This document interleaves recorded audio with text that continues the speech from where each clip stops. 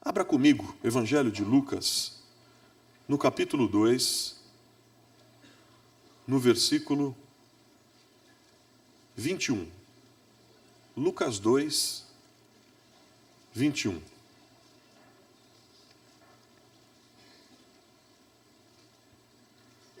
Uma passagem da história de Jesus que traz algumas lições.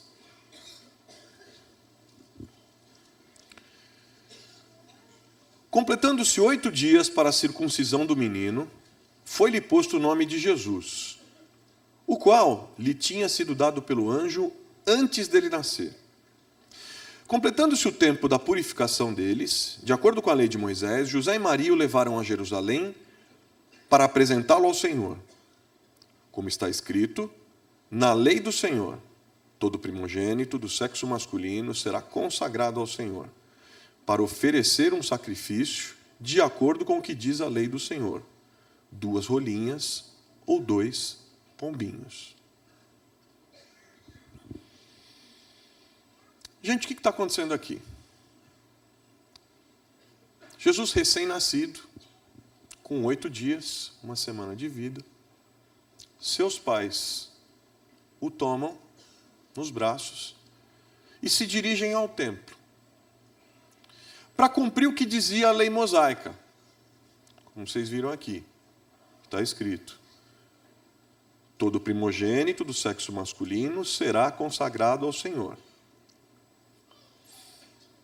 A tradição mosaica, da lei mosaica, dizia que no 8º dia, o primogênito, menino, deveria ser apresentado ao Senhor, onde se fazia o corte do prepúcio, tradição judaica, fazia-se a circuncisão, o menino era circuncidado, e, junto com isso, com esse ato, se apresentava um sacrifício de um animal. E o que chama a atenção é que no final do versículo, os animais que são apresentados são 2 pombinhas, ou 2 rolinhas. Esses são os animais sacrificados na apresentação de Jesus. E o que isso quer dizer? O que isso quer dizer? Por que Jesus está lá, cumprindo a lei mosaica, cumprindo todos os ritos? Por que seus pais estão lá, cumprindo todos os ritos? E eles oferecem 2 pombinhas, ao invés de, por exemplo, oferecerem um cordeiro, como era a tradição. Por que não se oferece um cordeiro, e sim 2 pombinhas? Isso acontecia no caso da família ser uma família extremamente pobre. Quando era uma família extremamente pobre,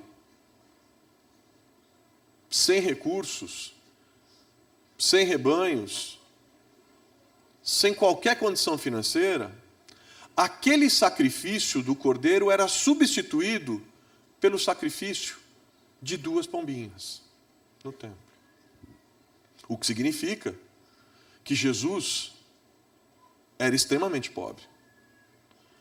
Jesus nasceu numa família pobre. Aliás, vamos lembrar da história de Jesus? Vamos lembrar da história de Jesus antes da gente entrar aqui na reflexão que eu quero fazer com vocês nessa manhã. Mas Jesus é de uma família pobre. Aliás, Jesus, Rei dos Reis, Senhor dos Senhores, se esvazia do seu poder, vem a essa terra, nasce em forma de homem. Nasce aonde? Aonde? Nasce numa manjedoura. Quando tanta gente imaginava que o Messias viria para o palácio, o Messias vem numa manjedoura, num estábulo, cercado por animais, porque seus pais, migrantes, não encontraram lugar para que ele nascesse na cidade. Esse menino vai ser criado e vai viver aonde? Aliás, seus pais, logo após o seu nascimento, Herodes faz um decreto para que todos os primogênitos fossem mortos, sinaliza um genocídio, decreta um genocídio. Para fugir disso, seus pais fogem como refugiados, vivem na condição de refugiados no Egito. Jesus é filho de imigrantes, pobres. Jesus vive na condição de refugiado no Egito. Isso é só para fazer um paralelo com o mundo que a gente vive. Às vezes a gente acha que essa coisa do imigrante, a coisa do refugiado, isso não tem nada a ver conosco. Pois é. Não se esqueça jamais, jamais, que nós somos seguidores de um mestre que foi imigrante, filho de imigrantes e refugiado. Mas vamos adiante. E aí ele vai crescer e viver em Nazaré. Gente, Nazaré, cidade lá no norte de Israel, era uma cidade que na época tinha não mais do que 50 pessoas, era uma aldeota. Lembra como é que se dirigiam a Jesus quando ele chegava para falar alguma coisa? Descobriam de onde ele era ou percebiam pelo sotaque? As pessoas olhavam assim, mas peraí, pode vir alguma coisa boa lá de Nazaré? Tem certeza? Vocês têm certeza? E aí esse menino, com todas essas condições, se torna um adulto e aprende com seu pai o ofício de carpinteiro. Ele era filho do Zé. O Zé, o carpinteiro de Nazaré. Esse menino resolve começar o seu ministério. E para muitos, visto como um desocupado, visto como um andarilho que ainda se juntava ali com uma outra tropa ali. E a tropa dele tinha 12. E dos 12, o melhorzinho era o Pedro.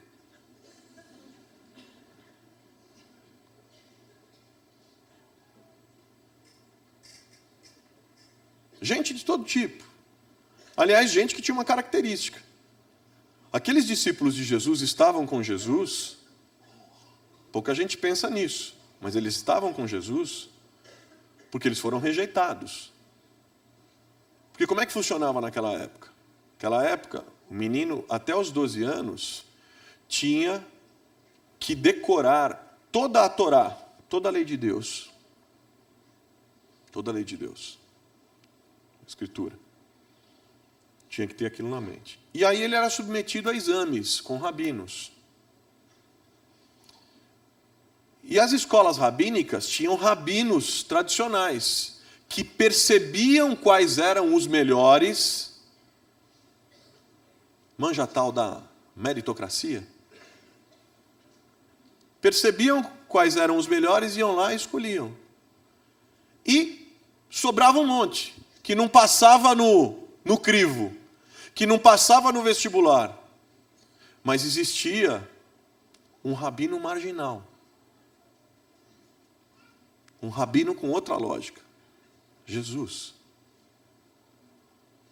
Que escolheu os seus de um jeito completamente diferente. Aqueles que ninguém queria. Peraí, vem cá. Bom, dessa história a gente conhece um pouco também, né? Essa é um pouco a história da nossa vida. Mas esse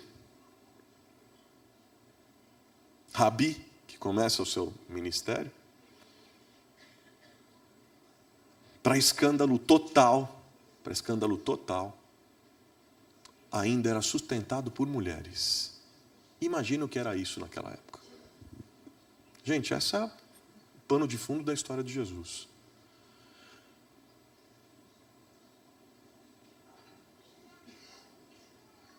A descrição profética de Isaías sobre Jesus era de que sobre ele não havia nenhuma formosura.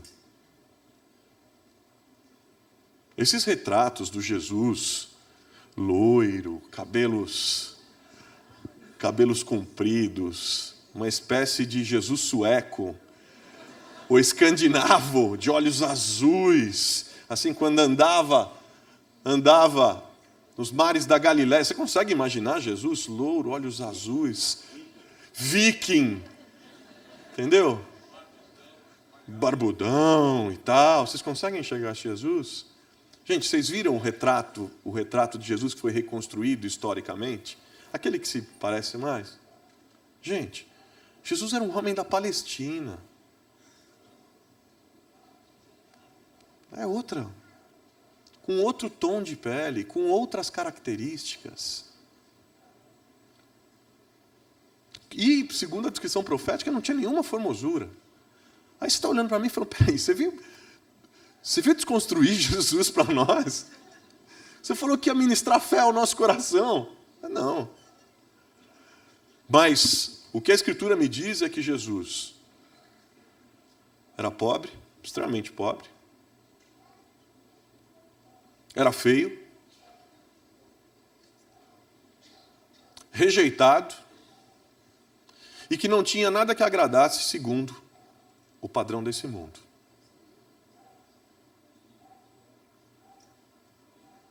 E isso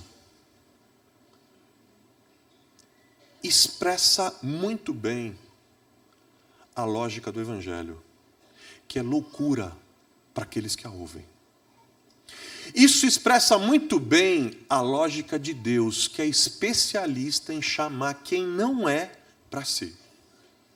Isso expressa muito bem a lógica do nosso Pai, que é especialista em transformar as coisas loucas desse mundo e torná-las sábias. Chamar os fracos desse mundo e torná-los fortes. O Evangelho é loucura. É loucura. Agora, falando sobre isso, e por que eu estou falando sobre isso? Porque se você está impressionado com a sua conjuntura, se você está impressionado com a sua história, se você está impressionado ou acha que o que determina a sua vida é o lugar que você nasceu, é o sobrenome que você tem, é o quanto você acumulou de recursos, sejam eles financeiros ou intelectuais, a história de Jesus nos aponta para outro lugar. A pergunta que eu faço, olhando para a história de Jesus nesse contexto, e no contexto do que a gente está falando de não desistirmos, é: o que é que de fato faz diferença na vida de alguém? O que de fato faz diferença? O que de fato fez diferença na vida de Jesus, cercado de todas essas circunstâncias que num primeiro olhar humano nos parecem completamente adversas? Alguém que nasceu na pobreza, aliás, nasceu na miséria, do jeito e na condição histórica que nasceu, com uma mãe que engravidou de maneira misteriosa e com um noivo que precisou correr lá e falar: não, peraí, eu caso com ela, é meu. Que viveu como viveu, que era filho de quem era, que tinha a profissão que tinha todas as limitações impostas, mas que não desistiu e cumpriu sua missão. O que faz diferença na vida de alguém? Eu queria aqui falar com vocês 2 ou 3 coisas.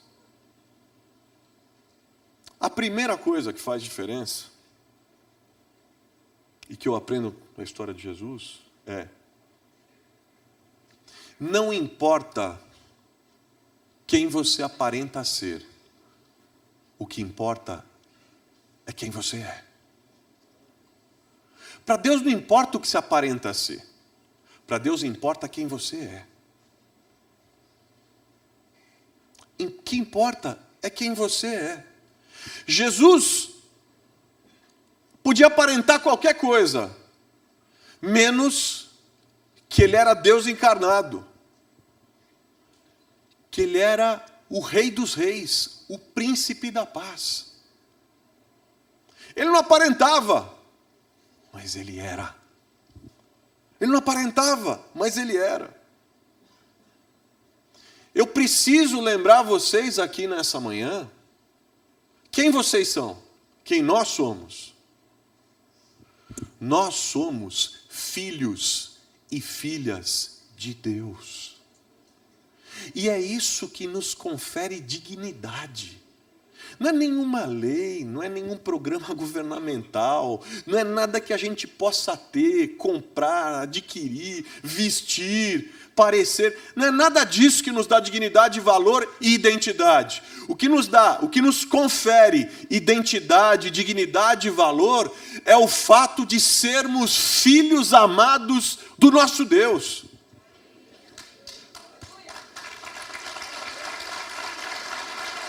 Você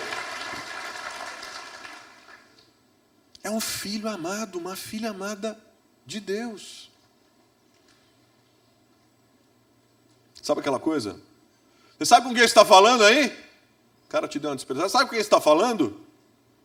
Eu não sei não. Tu está falando com o Filho de Deus.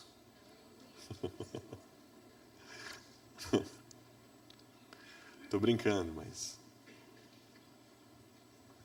Por que eu estou brincando assim? Porque não existe, queridos, não tem nada maior do que isso. Não tem nada que possa nos trazer, nos conferir maior sentido de dignidade, de identidade, do que a consciência de que nós somos filhos de Deus. Já parou para pensar nisso? Você é filho de Deus. Você é filho de Deus. Você é filha de Deus. Eu sou filho de Deus. Nós somos filhos de Deus. Não tem nada, e quando a gente tem a consciência disso, não tem nada que você possa me dizer que me diminua. Sou filho de Deus e ponto. E não tem nada que você possa me dizer com que vai fazer me sentir mais do que isso.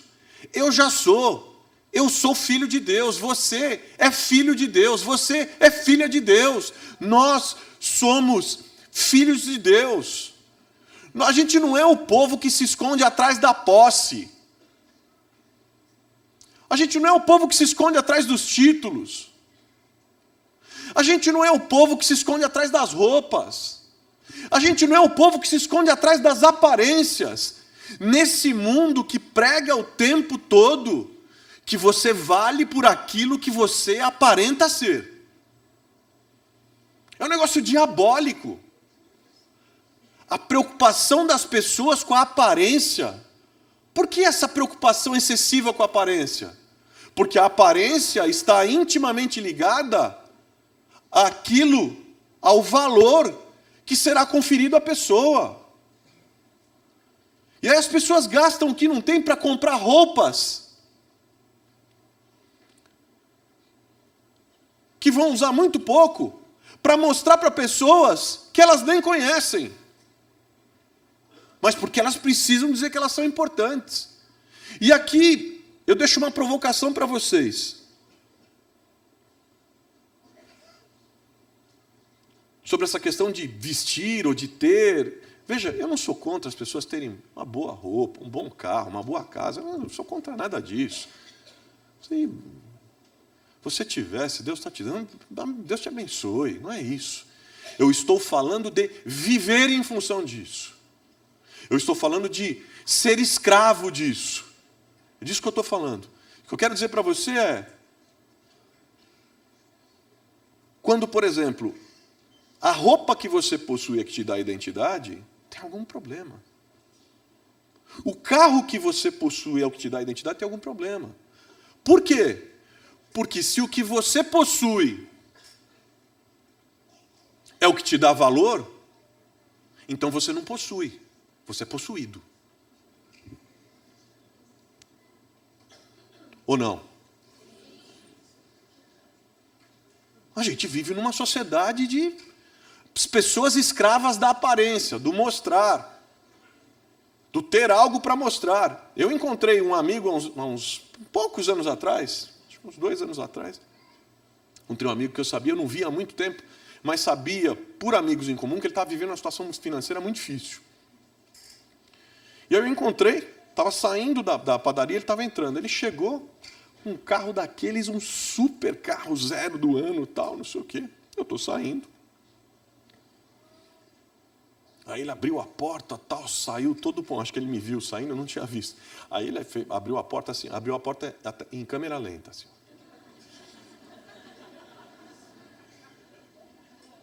Para ver se eu...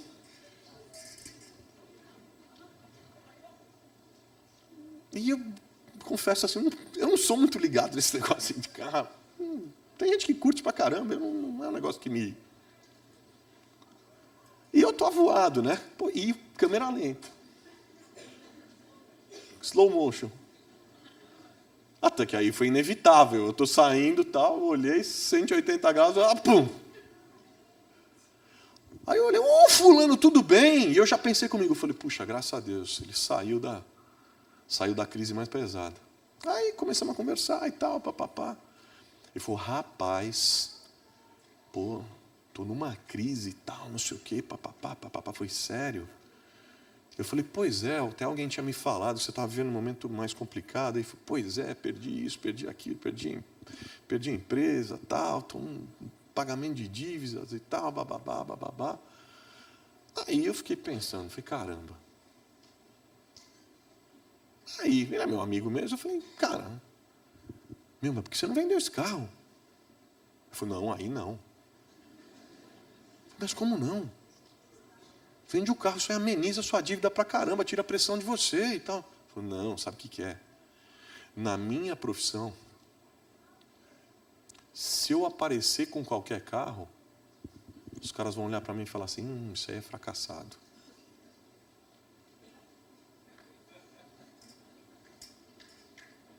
Eu fiquei pensando comigo, ele está escravizado. Escravizado por essa visão de que vale por aquilo que aparenta. Mas a gente, às vezes, está contaminado por isso e nem se dá conta. Cara, mulherada, tem casamento. Os homens já gostaram, já estão rindo antes. Tudo bem que sobra para vocês também, relaxa. Seu tempo pode chegar. Não é uma crítica, é uma constatação. Mulherada, tem uma festa, tem um casamento. Escuta, vamos na festa, vamos. Ah, não vai dar para eu ir. Como assim não dá para eu ir? Não tenho roupa. Você vai lá, abre o armário. Olha, o meu cérebro masculino, sério, estou falando sério. Meu cérebro masculino me impede dessa compreensão. Eu falo, mas como assim não tem roupa? Azul, amarelo, verde, branco. Não tem roupa, sou eu. Tem 2 calças lá, uma camisa azul, uma branca, até os caras falam, pô, é só essa azul? Como não tem roupa? Por quê? Porque a gente vive num mundo da expectativa. As pessoas não vão à festa.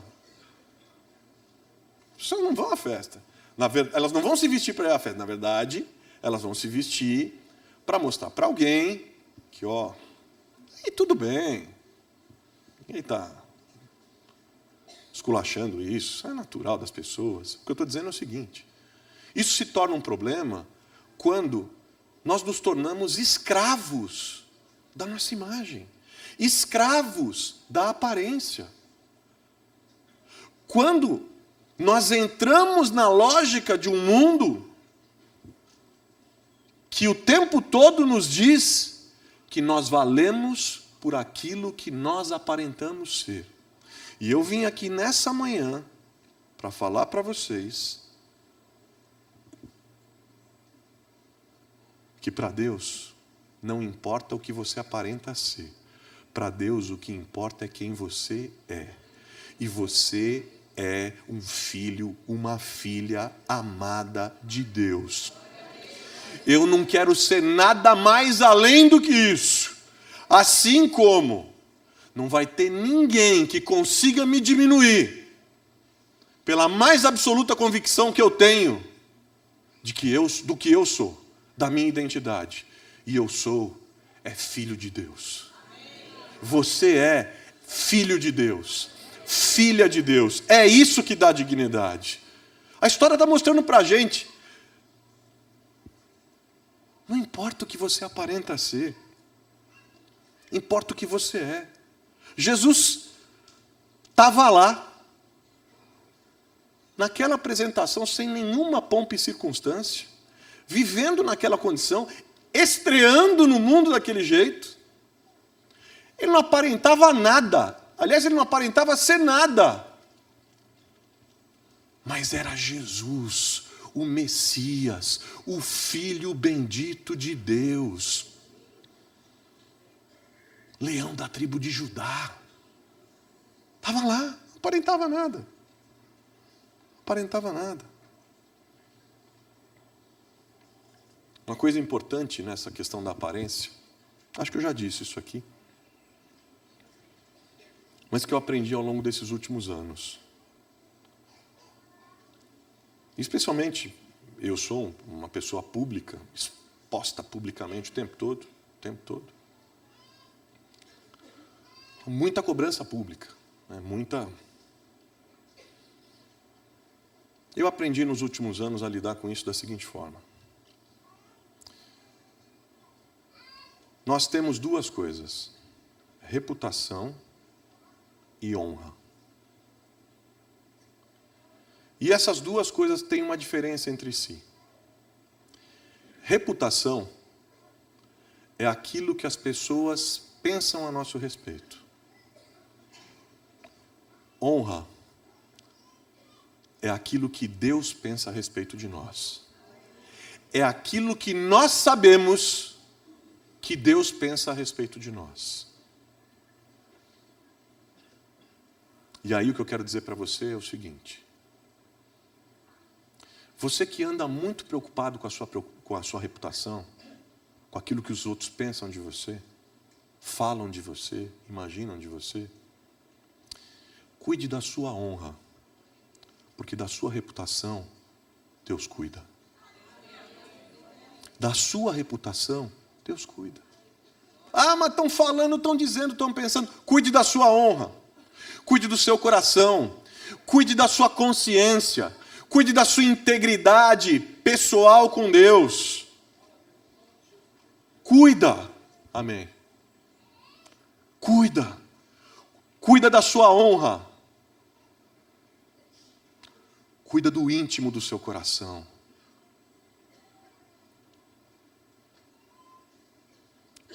Da sua reputação. Deus cuida. Até porque, posso dizer, sobre a sua reputação, você não tem controle nenhum. Nenhum. O que as pessoas quiserem pensar de você, elas vão pensar e ponto final. O que elas quiserem falar de você, justo ou injustamente, elas vão falar e ponto final. Agora, sobre a sua honra você tem controle. Quem você é diante de Deus. E só você sabe quem você é diante de Deus. Sabe aquela coisa papo reto? De vez em quando, eu tenho uns desses com Deus, acho que vocês também, né? Sabe aquela coisa que a gente senta, Deus chama, ó, papo reto, vem cá, olho no olho. Para mim tu não mente não. A mim tu não engana não. Não vem com essa paradinha de aparência, de olhinho fechado, joelhinho no chão, vozinha mansa, quase sussurrando. Eu te conheço. Eu te conheço. Sobre a sua honra você tem controle. Cuide da sua honra. Sobre a sua reputação você não tem controle. Mas quando você cuida da sua honra, Deus cuida da sua reputação. Amém?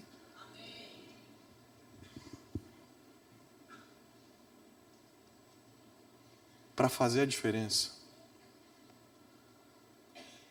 Importa o que você é. Para não desistir, lembre-se de quem você é. Tape os ouvidos para as cobranças sobre as aparências. Para Deus não importa o que você aparenta ser, para Deus importa quem você é. E quando você tem essa consciência, fique tranquilo, porque não tem nada que ninguém possa falar para você que vai fazer você se sentir diminuído. Amém? Segunda coisa que eu queria falar com vocês nessa manhã. Para a gente não desistir, então a gente tem que ter muita consciência da nossa identidade. É o que a gente é. Mas para a gente não desistir, a gente também tem que ter consciência do nosso propósito. E é isso que eu vejo aqui na história de Jesus. Deus tinha um propósito na vida de Jesus. Assim como Deus tem um propósito na sua e na minha vida. Deus tem um propósito na vida de todos nós. E o propósito dele é ser glorificado através da nossa vida. Através do jeito que a gente vive. Pensa comigo aqui. Se fosse feita uma pesquisa ali, uma pesquisa, se o Ibope ou o Datafolha fossem fazer uma pesquisa ali no entorno nesse negócio que está acontecendo. Nessa apresentação de Jesus está acontecendo. Muita gente lá no templo, o pessoal indo e vindo, saindo. Aí tinha lá aquelas salas com pompas e circunstâncias. Os animais, os cordeiros, os gordos e tal, não sei o quê. Aí o pessoal está passando, tá, aquela movimentação toda. Aí vem o pesquisador de Ibope. E aí fala assim, escuta, você viu todos esses que estão sendo apresentados hoje? Ah, eu vi todos, tal. Vou perguntar uma coisa para você. Esse aqui, e entra na sala de Jesus. Aí dá uma geral, 2 pombinhos. Aí vê lá na parede o nome. Pai, Zé. Mãe, Maria. Procedente de Nazaré. Escuta. O que você acha que vai dar esse menino aí? O que você acha que vai ser esse menino? Olha, pesquisa. Não vou nem te enganar, tá? Vou nem te enganar. Você sabe, os caras que nascem nessa condição, esquece. Esquece, isso aí não vira nada, não. Conheço um monte, assim. Conheço um monte. Lá de Nazaré, então, isso aí não vira nada. Mas quem é? Chamou outro. Quem é esse aí? Mas ele é filho de quem mesmo? O filho do Zé Ninguém? Ih, cara. Qual que é o sobrenome dele? Ih, meu, esquece. Esquece. Essa é a opinião das pessoas quando perguntada sobre Jesus. E se a mesma pergunta, ou as mesmas perguntas fossem dirigidas a Deus, o que Deus diria sobre Jesus ali? Ô Deus, quem é esse aí? Deus, quem é esse aí? Esse aí? Esse é meu filho amado. Esse aí vai governar o mundo com seu cetro de justiça. Seu reino não terá fim. Mas tem um propósito. Ele vai viver, vai morrer aos 33 anos, de forma injusta, e vai ressuscitar no 3º dia, para mudar para sempre a história da humanidade, porque o seu nome será sobre todo nome. É isso que eu vou fazer através desse menino. É isso que eu vou fazer através desse menino. Deus tinha um propósito claro. Porque para Deus não importa o que você aparenta ser. Para Deus importa é que Ele tem um propósito. Ele tinha um propósito na vida de Jesus, assim como Ele tem um propósito na sua vida. Você não tenha dúvida de que Jesus, na forma humana que tomou, foi tentado a desistir várias vezes. Você imagina o tanto de preconceito que Jesus enfrentou. o tanto de desprezo, o tanto de incompreensão, o tanto de xingamentos, o tanto de inveja, o tanto de violência, a violência a que Jesus foi submetido, uma coisa impensável, sob todas as formas. O tanto de privações a que Jesus foi submetido. Você não tem a dúvida que nenhuma nem duas vezes, mas algumas, ele foi tentado, quer saber, vou desistir, chega. E eu penso que em algumas vezes, aliás, não duvide, que o Espírito Santo, se eu chamar Jesus de canto, fala: Jesus, lembre-se que você é o Filho de Deus, tá? Jesus, lembre-se, escuta, lembra que você está aqui por um propósito. Lembra que Deus tem um propósito na sua vida. Jesus, não desista. Jesus, não desista. Deus tem um propósito na sua vida. Deus tem um propósito na sua vida. Você é um filho amado de Deus. Não importa o que você aparenta ser, importa sim o propósito que Deus tem na sua vida. Importa sim a maneira como Deus quer usar você no reino dele. E cada um de nós tem um propósito.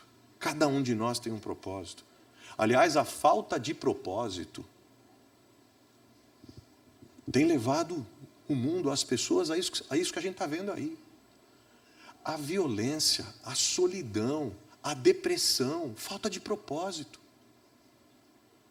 Falta de propósito. A juventude, a adolescência, os adolescentes passam hoje, de maneira muito comum, muito frequente, por crises existenciais profundas. Profundas.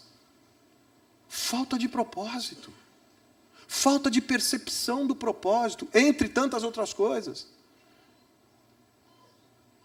Gente, a gente vive num país onde 26 pessoas se suicidam por dia. Aliás, um parênteses aqui. Quando alguém falar com você sobre suicídio, jamais leve como brincadeira. Tome isso a sério. Esteja perto. Estenda a mão. Acredite. Fique perto. Porque muita gente se perde assim. As pessoas não acreditam. Mas aqui está ligado o suicídio, a solidão, a crise existencial, a depressão dos nossos dias, a falta da percepção do propósito. Deus tem um propósito na sua vida e Ele vai cumpri-lo para a glória dEle. Ele vai usar a sua vida como instrumento de manifestação da glória dEle. Seja na escola, na faculdade, dançando zúmbia, dando aula, estando na igreja, cuidando dos grupos, aonde você, no seu trabalho, Ele tem um propósito na sua vida que Ele vai cumprir. Ele vai cumprir. E o aplauso que tanta gente espera não vem dos homens. O aplauso significativo não vem dos homens. O aplauso que nos importa é o aplauso que vem dele, é o aplauso que vem do céu. Porque de tudo nessa vida, o que de fato importa é termos permanecido fiéis a Ele. Nos montes ou nos vales. Nas lutas ou nas bonanças. Nas conquistas ou nas perdas. Não desista. Não desista. Porque para Deus não importa o que você aparenta. Para Deus o que importa é que Ele tem um propósito na sua vida e Ele vai realizar o propósito dEle na sua vida. Ele tem. Ele tem.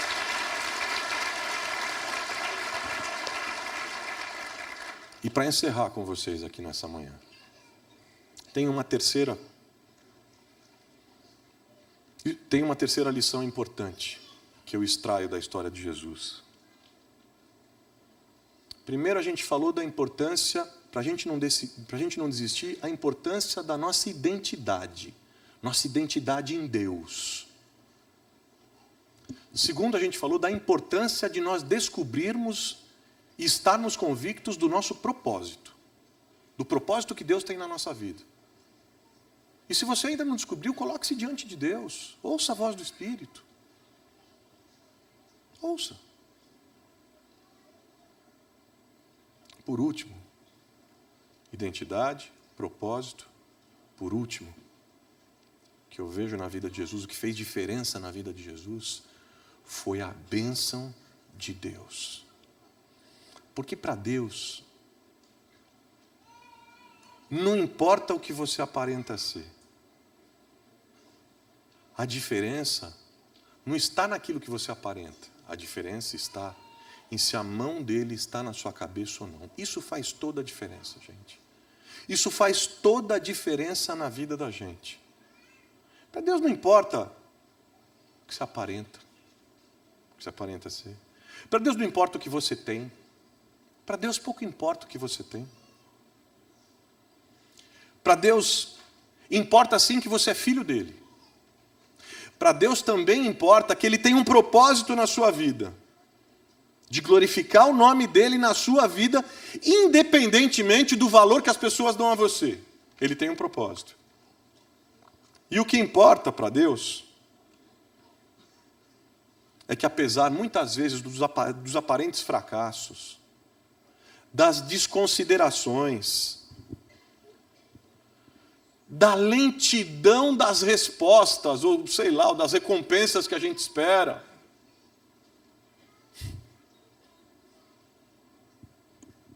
a lentidão da recompensa pelo esforço do seu trabalho, mesmo sendo dedicado, mesmo sendo competente, mesmo sendo íntegro.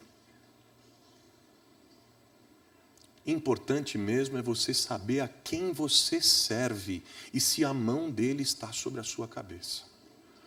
Porque eu não sei se vocês já se sentiram assim, gente. Tem momentos da vida que parece que a gente se sente assim. Eu, de vez em quando, falo, Deus, espera aí. Eu estou aqui, estou tentando fazer tudo que é o correto.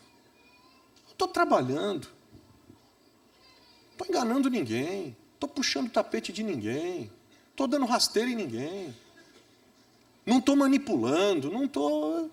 Deus, estou plantando naquilo que penso ser correto, da maneira correta e tal. Me esforçando, usando os melhores anos da minha vida. Anunciando as coisas que creio. Mas Deus, aí a gente olha de lado. Deus, dá uma olhada. Olha esses caras. Estão fazendo exatamente o inverso. E estão colhendo pra caramba. Tem uma vida muito mais simples, com muito menos trabalho, muito menos esforço. Olha esses caras aí, cara de pau, falando coisas que não acredita, manipulando, enganando. Deus, como é que é um negócio desse? Aí quando eu penso assim, o Espírito Santo vira e mexe e fala, lembra? Deixa eles fazerem o que eles quiserem, siga seu caminho, porque a diferença não está naquilo que você faz ou na quantidade do que você colhe. A diferença está se você tem ou não a bênção de Deus. Gente, eu conheço muita gente que, em nome do sucesso humano, perdeu a alma. Deixou de ser gente. Você deve conhecer gente assim. O cara era gente. Teve um pouco de sucesso, virou um autômato. Não reconhece mais os amigos. Prepotente, distante. Conheço gente que, em nome desse tal sucesso humano, perdeu a família, perdeu a esposa, perdeu os filhos.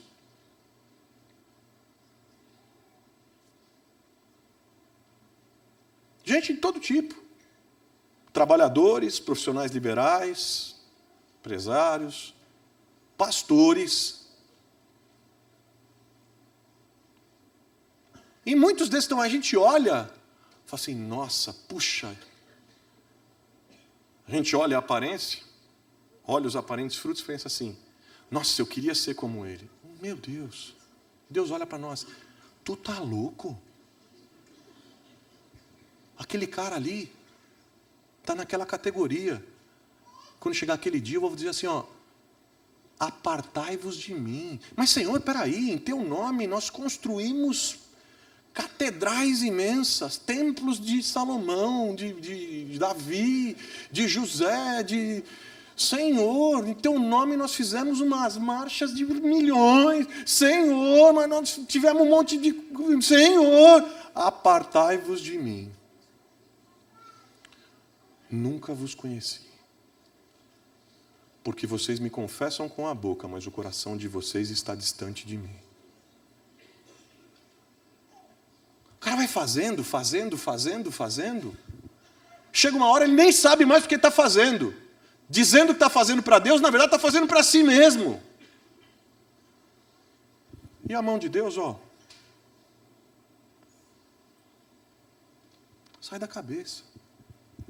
Eu aprendi ao longo da vida, aprendi com um dos meus mentores o seguinte, que quando a gente pensa sobre essa coisa do sucesso, da conquista, dos frutos, que é legítimo, eu aprendi o seguinte, que mais importante do que o lugar aonde a gente chega é o jeito que a gente vai. Mais importante do que o lugar onde você chega é o jeito que você vai. Está cheio de gente que chegou, mas chegou feito super-homem. Quem é que assistiu o filme do Superman? Quem viu os filmes do Super-Homem? A maioria viu. Cara, lembra o Super-Homem? Tinha uns episódios que ela falava assim, Superman, salva a Lois Lane. Cara, o bicho tirava a roupa, punha a capa e bufia. E, cara, perfurava o dique de água, estourava um prédio, arrebentava uma estação elétrica, ia voando e arrebentando tudo que estava na frente. Chegava e salvava a Lois Lane. Chegou. Mas a hora que olhava para trás, incêndio, água voando, buraco, tudo estourado. De que adianta chegar desse jeito? Mais importante do que o lugar que você chega é o jeito que você vai. Quer mais?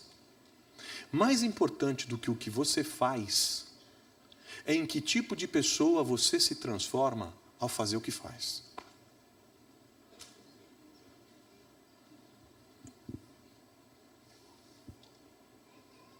Mais importante do que você faz é em que tipo de pessoa você se transforma ao fazer o que faz. E a única forma de você se manter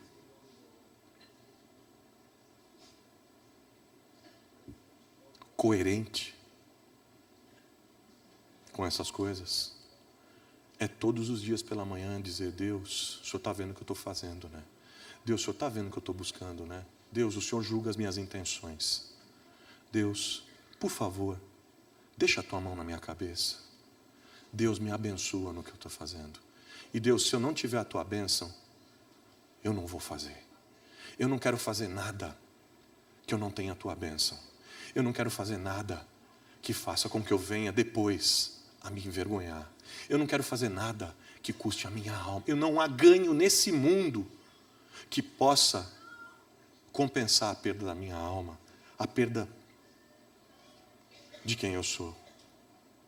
E aí, querido, eu quero dizer um negócio para você. O que Ele quiser te dar, ninguém vai tirar de você. Estamos juntos? O que Deus quiser te dar, ninguém vai tirar de você. Agora, o que Ele não quiser te dar, fica tranquilo também. Porque não vale a pena ter. Só vale a pena ter aquilo que vem com a bênção dEle. Com a mão dEle na cabeça da gente. Ou estou errado? É isso. Eu vou fechar com vocês só lembrando de dois caras que conheciam o propósito deles. Eles tinham uma consciência tão grande de propósito e de que a mão de Deus estava na cabeça deles, que era assim que eles reagiam. 2 caras. Tem o Moisés, que teve um determinado momento, o pessoal quis sabotar o ministério dele, quis tirar a liderança do Moisés. Moisés saiu para ter o seu encontro direto pessoal com Deus. Quando ele voltou, a galera ia tomar o lugar dele. Quando ele viu aquilo, e o pessoal falou, Moisés, você não é mais líder e tal, acabou, não sei o quê. O Moisés olhou, parou, pensou, mas peraí, não foram esses caras que me colocaram na liderança. Foi Deus. Tá legal, vamos fazer o seguinte, vamos riscar aqui, é isso que vocês estão fazendo? Vamos fazer um risco. Vamos fazer um risco de um giz aqui no chão, e nós vamos fazer o seguinte, eu fico desse lado, vocês ficam desse lado aí. Aqueles a quem Deus vai usar, vão ficar aqui. Aqueles a quem Deus escolheu colocar a mão sobre a cabeça, ficam por aqui. Aqueles que não, a terra vai abrir e engolir. Pessoal. Vocês conhecem a história, né? Lembra o que aconteceu? Gente, eles começaram a orar. Ele aqui, eles lá. Daqui a pouco, a terra abriu e engoliu os caras. Consciência de que o plano de Deus está na minha cabeça. Mas também não vai sair daqui. Chegar em casa hoje, Ronaldo, eles vão chegar em casa hoje com o giz. Você aprendeu hoje? Olha, aprendi com o pastor Carlos Alberto Júnior o seguinte, aprendi que na hora da dúvida, passa o giz no chão e começa a orar. Aonde abrir é que não é. Falei nada disso não, vocês que interpretaram. Consciência, segurança. Quer outro? O Davi. O filho dele se levantou contra ele, o Absalão. Se levantou para matá-lo, para dividir o reino. E juntou um exército e partiu para cima do pai. E juntou a guerrilha e os caras. E o Davi lá. O Joabe, comandante de Davi, chamou Davi. Isso está naquele livro, naquele Perfil de 3 Reis, que é bem legal, do Gene Edwards. Chamou Davi. Falou, Davi, escuta, é o seguinte, você precisa tomar uma providência. Como assim?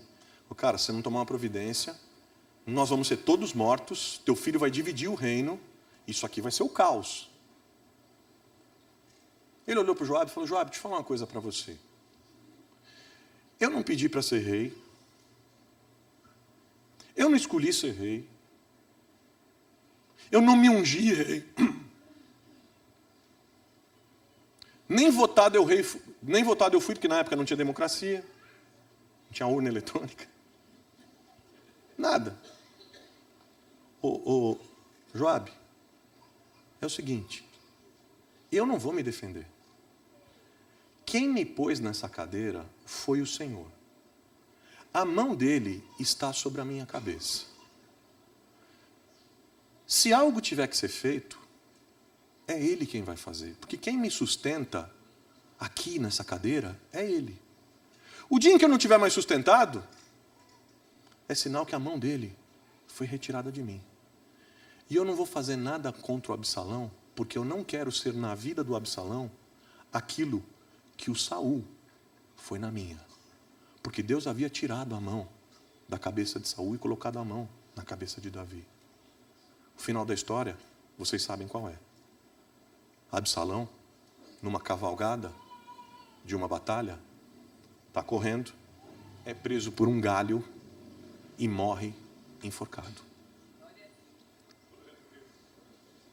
Um homem com a mais absoluta, também não vai chegar em casa. Eu sei como é que você vai terminar. Será que tem algum galho aqui perto? Para. Brincadeira mórbida.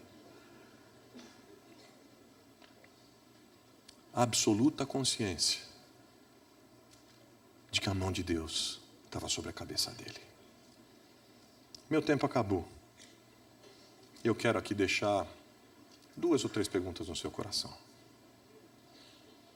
São raríssimas as pessoas que descansam na convicção de que a mão de Deus está na cabeça deles. E aí a minha pergunta para você nessa manhã: que mão você está esperando sobre a sua cabeça? A do seu pai? É pouco. A da sua mãe? Legítima, mas é pouco. A do seu líder? Importante, mas é pouco. O que importa de verdade e o que te faz não desistir é a convicção de que a mão de Deus está sobre a sua cabeça. E se você perdeu essa convicção, a gente vai orar junto aqui hoje, para que você saia daqui na mais absoluta convicção de que o Senhor é contigo, de que ainda que eu ande pelo vale da sombra e da morte, não temerei mal algum, porque o Senhor está comigo. Sua mão está sobre a minha cabeça. Tá duro, tá difícil, eu não estou vendo o resultado, o tempo está passando, eu estou ficando impaciente, eu não estou enxergando, mas eu tenho a convicção principal: o Senhor está comigo, sua mão está sobre a minha cabeça. É Ele quem me guarda e me protege. É Ele que é socorro bem presente na hora da angústia. Ele é meu escudo e minha fortaleza. É Ele, é Ele. E o que importa é isso. Identidade. Quem você é? Você é filho de Deus. Propósito. Para não desistir, lembre-se da sua identidade. Firme sua identidade em Deus. Para não desistir. Lembre-se do seu propósito, ou descubra seu propósito, o propósito que Deus tem a realizar através da sua vida. Para não desistir. Escuta, não adianta ficar lutando com as suas forças, não. Tu vai cansar. Uns confiam em carros, outros em cavalos. Nós, porém, confiamos no Senhor. Nós confiamos no Senhor.